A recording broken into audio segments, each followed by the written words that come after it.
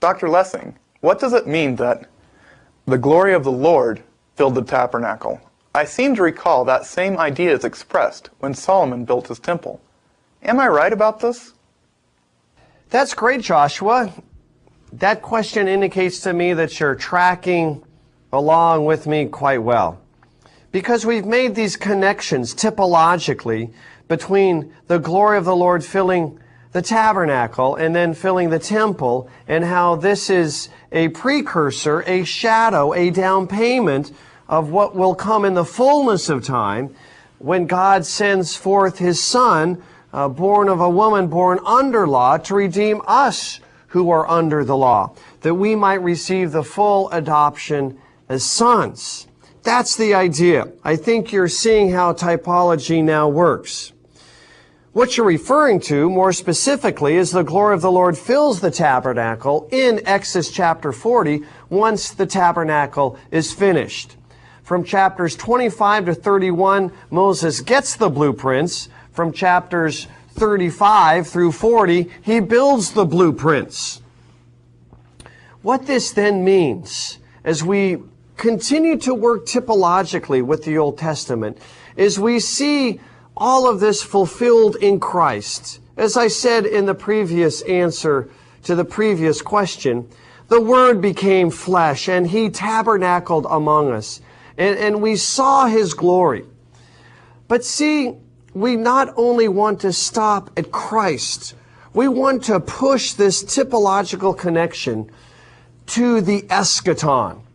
And here's where understanding the glory of the Lord, filling the tabernacle, being in and located in the Holy of Holies, helps us understand the Christian's eschatological hope.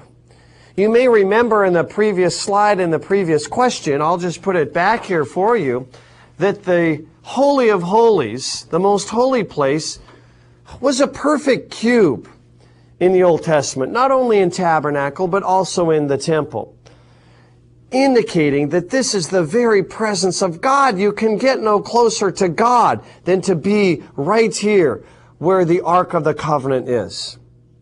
Well, as I said, eschatologically, I want to follow this idea of the Holy of Holies into Revelation chapter 21.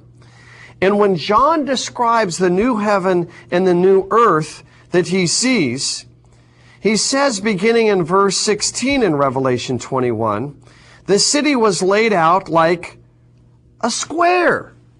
It was as long as it was wide.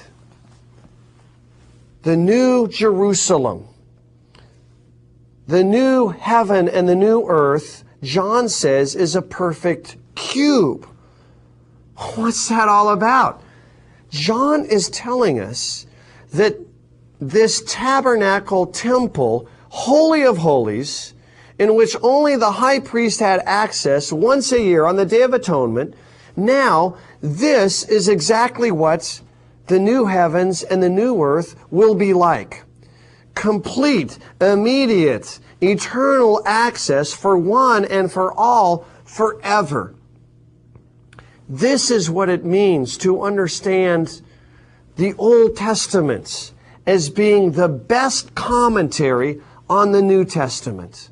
I would offer this parenthetical note, that as I read Revelation 21, and it says the city is a perfect cube, without having an insight into the tabernacle and temple of the Old Testament, that verse goes right over my head. I pay no attention to that verse. I have about that much understanding. But again, with the foundation and the walls of the Old Testament, I build the roof of the New Testament and begin to have insight and depth and understanding to the biblical revelation. So we want to track tabernacle, temple, incarnation, eschaton, all through God's dwelling with His people by means of the Holy of Holies.